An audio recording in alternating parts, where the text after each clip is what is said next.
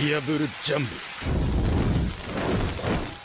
Yo les bros, j'espère que vous allez bien. Aujourd'hui, je vous propose une petite théorie à propos du projet secret sur lequel le gouvernement mondial pourrait travailler. Je pense avoir trouvé comment ils vont pouvoir multiplier leur puissance et ainsi ne plus craindre rien ni personne. Cette théorie a un certain lien avec la prochaine qui suit. J'ai beaucoup de travail d'écriture à faire encore dessus, donc je vous fais patienter en vous proposant celle-ci en premier. J'espère de tout cœur qu'elle vous plaira, n'hésitez pas à me faire part de vos commentaires. Comme chaque force militaire qui se respecte, le gouvernement mondial possède des atouts cachés pouvant changer le cours d'une bataille. Nous avons déjà eu l'occasion de voir le produit de leur avancée technologique et militaire avec les pacifistas qui sont des créations du génie Vegapunk. Ces cyborgs ont comme modèle l'ex-Shichibukai Bartholomew Kuma, ancien membre de l'armée révolutionnaire. On ne sait réellement pourquoi, mais il a décidé de donner son corps et son âme à la science et à Vegapunk pour créer une armée ultime destinée à servir le gouvernement. Mais il faut qu'on soit franc, les pacifistas ne sont pas à la hauteur de nos protagonistes. En prenant simplement Luffy, Zoro et Sanji en exemple, après leur entraînement de 2 ans, ils n'ont eu aucun mal à se débarrasser d'un seul coup des pacifistas. Certes, contre les pirates de seconde zone, les pacifistas restent parfaitement puissants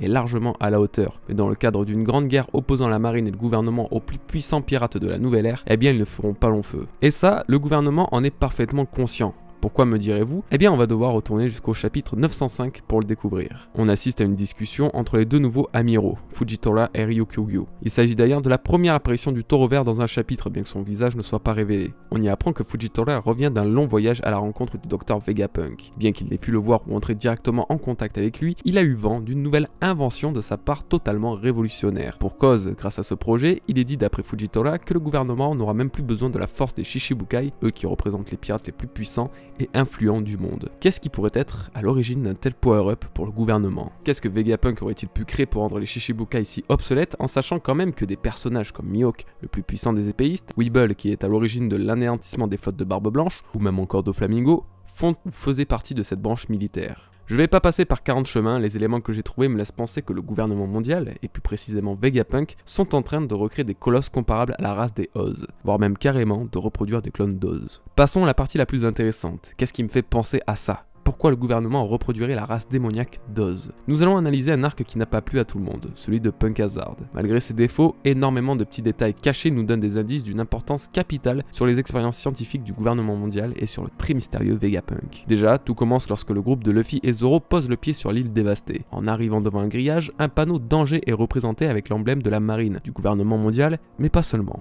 Voyez-vous cet emblème au milieu?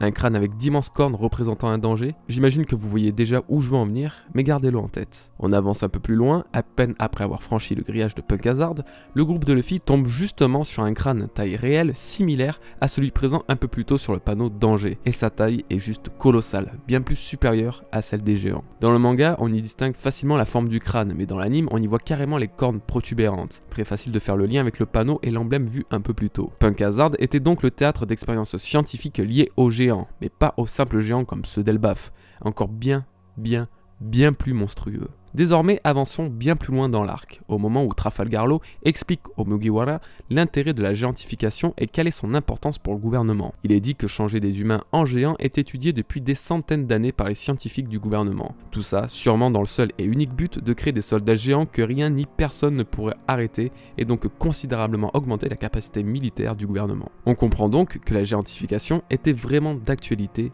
déjà à l'époque. Et là, la chose à absolument pas négliger, c'est la silhouette représentant les fameux géants du gouvernement durant le discours de Trafalgar. Regardez bien, ce monstre ne vous dit rien?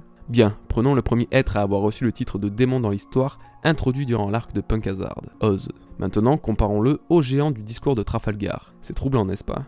Mieux encore, la scène dans l'anime est bien plus explicite, avec carrément 3 démons parfaitement similaires au design d'Oz et d'Oz Junior, avec à leurs pieds une ville en feu et un drapeau du gouvernement flottant derrière eux. La taille, les cornes, les cheveux, la bouche, la forme de leur buste, même la forme de leurs bras est parfaitement similaire à celle de Oz et Oz Junior. Tout commence à prendre du sens. Le gouvernement mondial aurait voulu recréer ces mastodontes, pouvoir les contrôler pour ensuite les utiliser à des fins militaires et donc avoir un avantage considérable durant d'éventuelles guerres. Il faut dire que la puissance de la race des démons Oz est clairement supérieure à toutes les autres. Leur seul réel défaut est leur potentiel intellectuel relativement limité, chose qui pourrait, je pense, être corrigée si ces êtres venaient à être recréés artificiellement. Si vous avez encore un peu des doutes à ce sujet, c'est totalement normal, et je vais désormais vous expliquer comment le gouvernement a les moyens de reproduire une telle chose, et surtout pourquoi ils l'ont peut-être déjà fait. Tout d'abord, ne pensez-vous pas que Vegapunk, en ayant travaillé sur le lignage cellulaire avec Jaji Vinsmoke, qui possède lui-même une armée de clones, a les capacités technologiques et intellectuels pour recréer des monstres de toutes pièces grâce à leur ADN. Et oui, le grand Vegapunk était aussi considéré comme un hors-la-loi à l'époque lors de ses recherches sur le lignage cellulaire. Pour simplifier le truc, ils ont en réalité découvert le schéma de la création de la vie. Et à cause de ça, Vegapunk fut arrêté et travaille désormais pour le gouvernement. De plus, Vegapunk aurait apparemment poursuivi ses recherches sur la géantification durant ces 2 dernières années de ce qu'on a appris via César Clone, et qu'à ce moment-là, il avait encore échoué. Parvenir à maîtriser ce processus est apparemment l'un des objectifs absolus des scientifiques, et ce depuis des siècles. Vegapunk ayant 500 ans d'avance technologique sur les autres, je doute que ces recherches n'aboutissent jamais à quelque chose de concret. Cette fameuse chose inouïe qu'il aurait recréée d'après Fujitora serait donc le résultat d'une géantification parfaite grâce aux gènes des Oz. Et oui, car souvenez-vous de l'arc de Marineford, la guerre battait son plein entre les pirates de Barbe Blanche et les forces de la marine. Un personnage s'était plutôt distingué dans cette guerre de par sa force, son lien avec Ace et surtout son envergure, Oz Junior. Malheureusement, il est mort très vite, sa taille faisait de lui une cible facile et la réflexion stratégique lui faisait défaut. Son corps a jonché Marineford durant toute la bataille, on ne sait pas ce qu'il en est advenu à la fin. Sachant que Vegapunk a apparemment trouvé une solution pour remplacer les Shichibukai pile 2 ans après cette guerre, je les soupçonne d'avoir récupéré le cadavre de Oz Junior et de l'avoir exploité pour l'utiliser dans les recherches et la conception de géants. Un peu comme ce qu'avait planifié Gecko Moria à la base finalement. D'ailleurs, le gouvernement a peut-être tenté de le tuer pour cette raison. Il allait s'emparer du corps de Oz Junior et le gouvernement en avait besoin pour leur expérience scientifique. Comme je le disais plus tôt, Jaji et Vegapunk sont parvenus à recréer des humains et sans doute bien plus encore en découvrant le schéma de la création. Je ne voulais pas forcément parler de ça un jour sur ma chaîne, mais ça me fait aussi beaucoup penser aux super soldats que les nazis voulaient créer. Le Garma 66 est forcément très inspiré de l'armée allemande de la Seconde Guerre mondiale. On le reconnaît simplement à l'aigle et au drapeau présents dans la salle de réunion par exemple. Mais là où c'est le plus flagrant, c'est en voyant leurs recherches scientifiques sur le clonage humain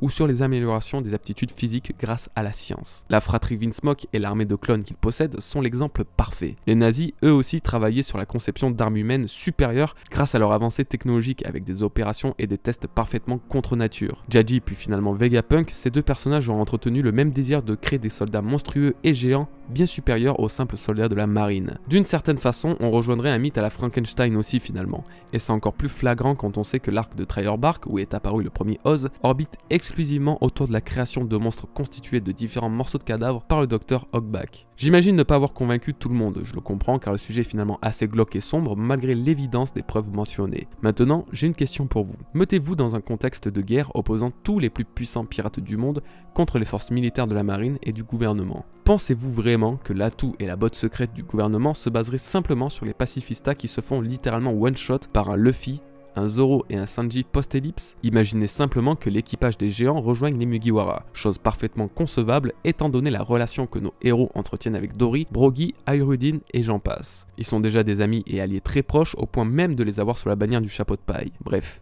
imaginez donc ces géants se battre contre le gouvernement ou la marine. Auraient-ils des adversaires à leur taille?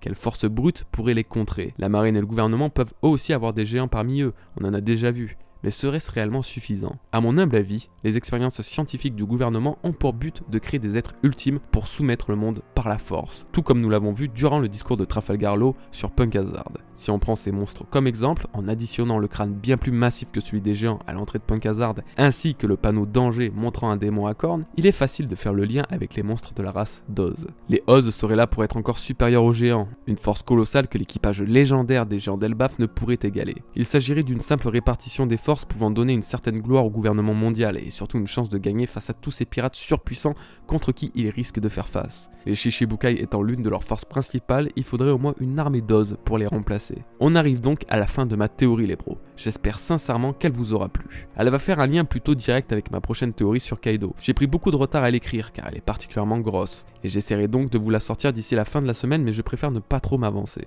En attendant, je vous invite à checker mes autres vidéos et je vous dis à la prochaine. Peace.